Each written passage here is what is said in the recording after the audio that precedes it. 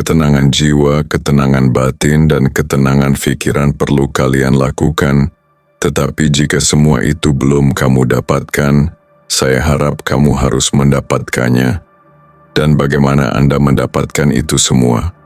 Anda berada di posisi yang tepat. Dengarkan video ini. Mari kita rubah sifat yang ada di pikiranmu. Ayo kita mulai.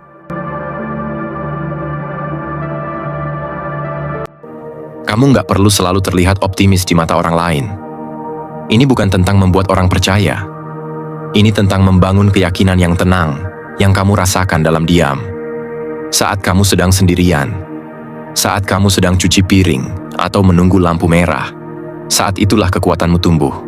Sekarang aku mau ajak kamu ke sebuah skenario kecil. Bayangkan kamu sedang berjalan di sebuah tempat yang kamu suka. Mungkin kafe favoritmu, taman pagi yang masih sepi, atau jalan kecil di dekat rumah. Di momen itu, kamu merasakan versi terbaik dari dirimu sedang hidup. Kamu tersenyum pada orang asing. Kamu tidak merasa terburu-buru. Kamu tidak khawatir tentang pandangan orang, karena kamu sudah merasakan cukup. Kamu sudah merasakan berhasil. Kamu sudah menjadi versi dirimu yang kamu inginkan. Dan yang menarik, di saat kamu hidup dalam energi itu, dunia luar mulai menyesuaikan diri. Mungkin kamu mulai ketemu orang yang mendukung. Mungkin tawaran pekerjaan muncul tiba-tiba. Mungkin kamu merasa lebih berani ambil peluang, karena tubuhmu tidak lagi dilumpuhkan oleh rasa takut. Semuanya karena kamu mulai dari dalam. Jadi, kalau hari ini kamu sedang dalam proses, jangan remehkan kekuatan emosi. Bukan emosi yang meledak-ledak, tapi emosi yang hadir dari rasa yakin. Tenang, diameter, tapi kuat. Tanyakan ini ke dirimu sendiri malam ini. Kalau aku sudah punya hidup yang aku impikan, bagaimana rasanya bangun besok pagi? Dan kalau aku sudah punya semua yang aku inginkan, bagaimana caraku mencintai diriku sendiri hari ini? Renungkan itu perlahan. Biarkan pertanyaan itu tinggal bersamamu sepanjang hari. Poin ketiga. Ambil tindakan yang terinspirasi dari rasa bahagia dan antusiasme. Seperti yang kita bahas di poin sebelumnya, saat kamu sudah mulai merasakan apa yang kamu inginkan, seolah-olah itu sudah terjadi, tubuhmu merespons. Jiwamu ikut menyelaraskan. Tapi disinilah banyak orang berhenti, di titik rasa, di titik bayangan. Padahal, tanpa tindakan, semua keyakinan hanya akan jadi tumpukan harapan yang tidak pernah punya arah. Sekarang bayangkan kamu sedang berada di sebuah ruangan kecil. Lampu temaram. Di luar, hujan rintik-rintik turun pelan. Kamu duduk sendiri, memikirkan semua hal yang ingin kamu capai. Kamu tahu kamu punya impian besar. Kamu sudah mulai bisa merasakannya, bahkan sudah mulai mempercayainya. Tapi satu hal yang belum kamu lakukan adalah bergerak. Nah, disinilah banyak orang terjebak. Karena setelah rasa muncul juga suara-suara lain di kepala. Aku belum siap. Nanti kalau gagal, malu. Sekarang belum waktunya. Dan suara-suara itu sering lebih nyaring daripada suara intuisi yang sebenarnya ingin kamu dengar. Padahal, tindakan kecil yang dilakukan dari tempat kebahagiaan dan bukan tekanan, itu seperti langkah pertama dalam menyalakan mesin realitas yang kamu inginkan. Kenapa penting bertindak dari kebahagiaan? Karena tindakan yang datang dari rasa antusias akan terasa ringan, jujur, dan kamu akan menjalaninya dengan energi yang tidak cepat habis. Kamu tidak sedang mengejar sesuatu karena takut. Kamu sedang mendekati sesuatu karena cinta. Contoh sederhana. Seseorang yang ingin sehat dan membayangkan tubuh bugar. Dia bisa saja memulai dengan pola pikir, aku harus olahraga karena kalau enggak nanti sakit. Tapi itu tekanan. Dan tekanan bisa membuatmu berhenti di tengah jalan. Coba bandingkan dengan pola pikir. Aku ingin olahraga karena aku suka rasanya saat tubuhku segar. Dan aku menikmati prosesnya. Terdengar kecil, tapi bedanya besar. Energi bahagia itu bukan hanya membuat kita bertahan lebih lama, tapi juga mengubah cara kita melihat proses. Kita tidak lagi melihat langkah-langkah kecil sebagai beban, tapi sebagai perayaan. Kita tidak lagi menunggu hasil akhir untuk merasa senang, karena setiap tindakan sudah jadi bentuk kebahagiaan itu sendiri. Masalahnya, kita sering diajarkan bahwa kerja keras harus selalu berat. Harus serius, harus penuh tekanan. Sehingga saat kita mulai bertindak dari tempat bahagia, kita malah merasa bersalah. Aku kayaknya terlalu santai. Jangan-jangan aku kurang menderita. Kalau aku bisa senang-senang, berarti aku belum kerja keras. Kebiasaan seperti ini datang dari budaya kolektif yang sering menyamakan produktivitas dengan pengorbanan. Dan sayangnya, ini mengakar cukup dalam. Kita merasa harus berjuang dulu untuk bisa layak merasakan nikmat hidup. Padahal, perjuangan bukan berarti harus selalu menderita. Ada juga perjuangan yang dijalani dengan gembira, dengan senyum, dengan penuh harapan. Dan itu bukan berarti tidak serius. Justru karena kita menyukainya, kita bisa lebih tekun, lebih tahan banting. Kalau kamu pernah melihat seseorang yang mencintai pekerjaannya, kamu pasti bisa melihat bedanya. Ada semacam semangat yang terpancar, gerakannya lebih hidup, nada bicaranya lebih jernih. Dan yang menarik, hasil kerjanya pun seringkali lebih berdampak. Beberapa penelitian menunjukkan bahwa saat seseorang berada dalam kondisi emosi positif, otaknya lebih aktif di area yang berhubungan dengan kreativitas dan pengambilan keputusan. Hormon seperti dopamin dan serotonin memperkuat motivasi alami kita, membuat kita lebih mudah melihat peluang, lebih berani mencoba hal baru, dan lebih tahan menghadapi tantangan. Sekarang bayangkan jika kamu mengambil setiap keputusan penting dalam hidupmu dari tempat ini. Bukan dari rasa takut, bukan dari dorongan eksternal, tapi dari ruang batin yang jujur. Bayangkan kamu memulai bisnis bukan karena takut miskin, tapi karena kamu ingin berbagi sesuatu yang kamu cintai. Bayangkan kamu belajar bukan karena takut gagal, tapi karena kamu penasaran dan senang saat otakmu berkembang. Bayangkan kamu mencintai seseorang bukan karena takut kesepian, tapi karena kamu ingin memberi, bukan hanya mengisi kekosongan. Dampaknya bukan hanya pada hasil, tapi pada siapa kamu selama prosesnya. Karena jujur saja, kita sering menipu diri sendiri. Kita berkata kita ingin A, tapi langkah-langkah yang kita ambil penuh tekanan, kecemasan, dan rasa bersalah. Maka tidak heran jika semesta pun bingung, mana sebenarnya pesan yang ingin kita kirim. Tindakan yang berasal dari kebahagiaan adalah sinyal yang jelas. Ia menunjukkan bahwa kamu sudah percaya, bahwa kamu siap menerima, bahwa kamu sedang hidup dalam energi itu sekarang. Dan ini bukan berarti kamu harus selalu senang. Hidup tetap punya naik turun. Akan ada hari-hari berat.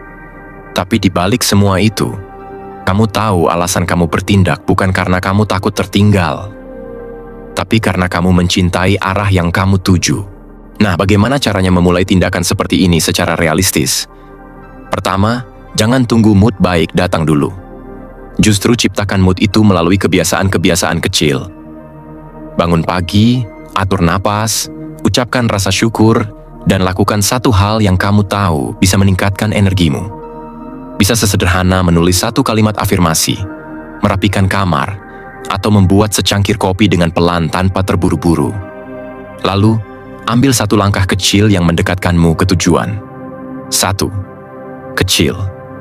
Tapi pastikan dilakukan dari rasa yang jernih. Misalnya kamu ingin mulai menulis, jangan langsung pikirkan bukunya. Mulailah dari satu paragraf yang kamu tulis dengan hati ringan. Atau kamu ingin berjualan online, jangan tunggu punya modal besar. Coba upload satu barang dengan caption yang kamu tulis sambil tersenyum.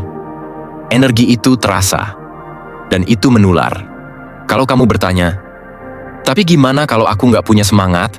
Jawabannya bukan, tunggu semangat datang. Tapi mulai saja dari hal yang tidak menyiksa. Jangan paksa, tapi jangan berhenti.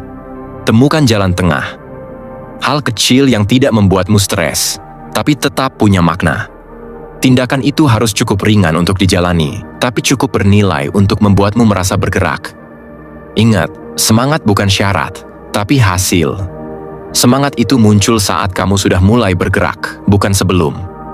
Jadi jangan tunggu bahagia dulu untuk bertindak. Tapi juga, jangan bertindak dari tempat yang penuh kebencian terhadap hidup. Carilah titik netral yang kamu bisa jaga setiap hari. Dan satu hal yang perlu dicatat juga, antusiasme tidak selalu berarti melompat-lompat kegirangan. Kadang, antusiasme hadir dalam bentuk ketenangan, ketekunan, keberanian untuk muncul hari ini dan besok dan lusa. Meski belum ada hasil besar, tapi kamu tahu, kamu sedang bergerak dengan hati yang jujur. Sebelum kita akhiri bagian ini, coba renungkan. Kalau hari ini kamu harus mengambil satu langkah, Apa langkah kecil yang bisa kamu lakukan dari tempat antusiasme, bukan dari ketakutan? Dan kalau kamu bisa mengulang hari ini dari awal, apa tindakan yang akan kamu pilih karena kamu ingin, bukan karena kamu harus? Pertanyaan itu bukan untuk dijawab sekarang. Simpan saja dalam benakmu. Dan saat kamu siap, kamu akan tahu jawaban mana yang membawa ketenangan dan mana yang hanya membawa beban. Poin keempat, ceritakan kisah baru tentang hidupmu yang selaras dengan realitas yang kamu inginkan. Kalau kita lihat ke belakang, sebagian besar dari kita tumbuh dengan cerita yang sudah ditentukan. Cerita tentang siapa kita, apa yang layak kita harapkan, sejauh mana kita boleh bermimpi.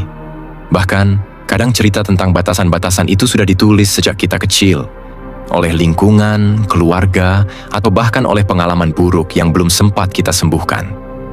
Tapi, pernah nggak kamu berhenti sejenak dan benar-benar bertanya, cerita ini sebenarnya milik siapa? Karena begini, seperti yang kita bahas sebelumnya, saat kamu sudah bisa melihat dan merasakan hidup yang kamu inginkan, lalu mengambil langkah kecil dengan semangat yang tulus, kamu sebenarnya sedang membangun sesuatu yang lebih besar, identitas baru. Dan identitas itu tidak akan tumbuh jika kamu masih menggenggam cerita lama yang tidak lagi cocok dengan siapa dirimu hari ini. Membentuk kisah baru bukan tentang melupakan masa lalu, bukan tentang pura-pura bahagia atau menutupi luka dengan motivasi palsu, tapi justru tentang berani mengakui bahwa kamu telah berubah, bahwa kamu bukan lagi orang yang sama seperti saat semua cerita lamamu terbentuk. Dan ini bukan omong kosong motivasi. Dalam banyak studi tentang psikologi naratif, ditemukan bahwa manusia membentuk identitasnya lewat cerita yang mereka ulangi di kepala mereka sendiri. Cerita tentang siapa mereka, apa yang pernah mereka alami, apa yang mereka percaya bisa mereka capai. Ketika cerita itu penuh rasa bersalah, penuh trauma yang belum diberi makna, atau berisi kalimat seperti, "Aku memang selalu gagal," "Aku ini orangnya memang malas," atau "Aku nggak pantas untuk bahagia," maka tak peduli seberapa keras kamu mencoba mengubah nasibmu, kamu akan terus kembali ke versi lama dirimu. Bukan karena kamu tidak mampu, tapi karena kamu masih percaya pada naskah yang lama. Dan disinilah letak perubahan besar itu dimulai, bukan dengan hasil, tapi dengan cerita baru. Sekarang bayangkan ini, kamu sedang duduk di sebuah ruang tunggu. Tidak ada siapa-siapa, hanya kamu dan sebuah catatan kosong. Di halaman pertama tertulis, "Tulis ulang hidupmu dari sudut pandang yang paling jujur dan paling kuat." Apa yang akan kamu tulis? Apakah kamu akan menulis bahwa kamu adalah korban dari masa lalu? Atau kamu akan mulai melihat bahwa masa lalu itu adalah pelatihan untuk kekuatan yang sekarang sedang kamu bangun? Apa kamu akan tetap menyebut dirimu sebagai seseorang yang bermasalah, berantakan, atau tertinggal? Atau kamu mau mulai mengganti kalimat itu dengan, "Aku sedang dalam perjalanan membentuk versi terbaik dari diriku, dan aku tidak terburu-buru." Perubahan kecil di dalam narasi ini mungkin terlihat sederhana, tapi dampaknya ke tubuh, pikiran, dan pilihanmu sehari-hari luar biasa besar. Kenapa? Karena cerita menentukan arah. Kalau kamu terus-menerus berkata pada diri sendiri bahwa kamu selalu gagal, maka setiap kali kamu mau mencoba sesuatu, tubuhmu akan menolak. Otakmu akan mencari bukti yang cocok dengan narasi itu. Kamu akan mundur bahkan sebelum melangkah. Tapi kalau ceritamu sudah mulai bergeser, misalnya dari "aku selalu gagal" menjadi "aku pernah gagal" dan "aku sedang belajar bangkit", maka kamu membuka kemungkinan untuk peluang baru masuk. Ini bukan penyangkalan, ini keberanian. Tentu, tidak semua orang akan langsung mengerti saat kamu mulai mengubah cerita hidupmu. Beberapa orang mungkin akan bertanya, "Kamu berubah ya?" Atau yang lebih tajam,